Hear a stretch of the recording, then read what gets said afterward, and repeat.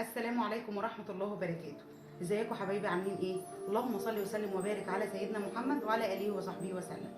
النهارده بقى هنعمل حاجة خفيفة كده نشربها مع الشاي باللبن او كوباية نسكافيه حلوة كده وبتفرح الاطفال وبيحبوها. هنعمل ايه؟ هنعمل طاجن السعادة، سهل وبسيط وبمكونات بسيطة جدا، مش مكلف، من غير بيض. هيعجبكم ان شاء الله. تعالوا بينا نعمل. مكونات طاجن السعادة بقى ايه؟ عايزين شوكولاته خام، اي شوكولاته تحبوها، اللي بيتباع عند العطار، الشوكولاته اللي بناكلها الاطفال بياكلوها، اي حاجه. هناخد منها مكعبات وهقول لكم ليه دلوقتي. دقيق هناخد برضو لكل طاجن من دوت، هناخد 3 معالق دقيق. لو اصغر الطاجن صغير هناخد معلقتين دقيق، فده انا هستعمله 3 معالق دقيق بس. يبقى دقيق، زيت، بيكنج باودر، لبن، نسكافيه. بصوا بقى، ده هقول لكم ليه. ده نسكافيه بالبندق. ليه بقى؟ هقول لكم دلوقتي الخطوه الجايه اللي احنا هنحتاجه فيها. فانيليا، سكر، كاكاو خام.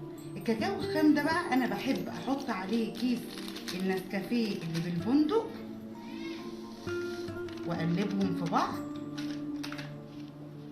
هيديكوا طعم فظيع للكاكاو، كأنك بتاكلي نوتيلا، شوكولاتة بقى من الحلوة كده، كلها بندق.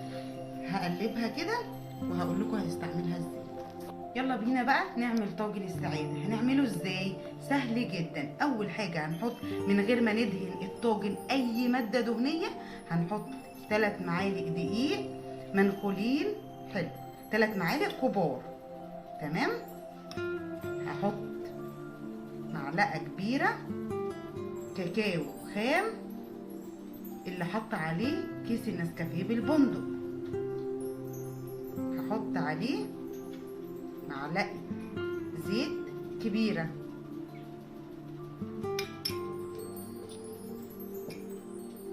هحط عليه ربع او اكتر من الربع شوية معلقة بيكنج باودر. هحط عليهم 3 معالق كبار لبن، وهنقلب، ولو احتاجنا لبن تاني هنحط،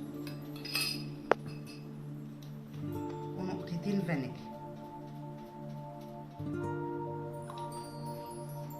ونقلب كده. اكيد هنحتاج لبن تاني، هنزود لبن عشان هو بيختلف من نوع الدقيق. في دقيق بيشرب اللبن او السوائل، وفي لا. انا كده حطيت 3 معالق لبن كمان على الطاولة، يعني كده 6 معالق لبن. عشان انا الطاجن ده كبير، في طواجن صغيرة فبنقلل في الكمية. هنحط تاني، وهقول لكم في اخر الفيديو او اخر ما نعمل الطاجن هقول لكم احنا احتاجنا كام معلقة لبن. كده حطينا اللبن. انا كده عملت 12 معلقه كبيره. انتوا هتحطوا عادي، ولو احتاج الدقيق بتاعكم تاني لبن هتحطوا.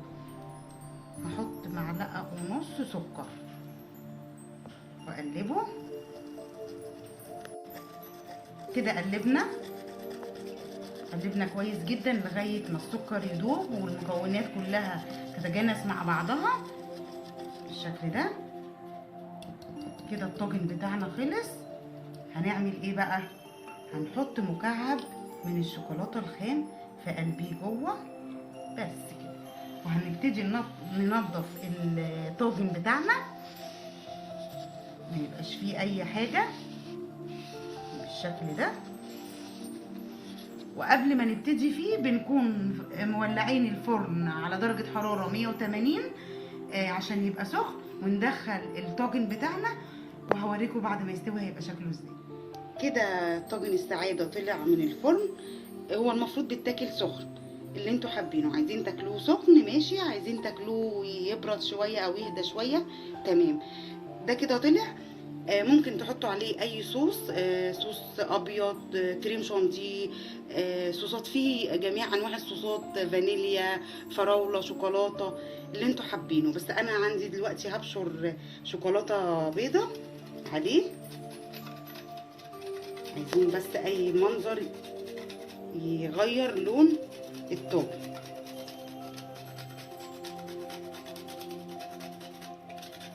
الصوص برضو ممكن تحطوا عليه كريم شانتيه، هيبقى جميل جدا. عايزه اقول لكم هش جدا وحلو وطعمه تحفه وريحته جميله، هيعجبكم ان شاء الله.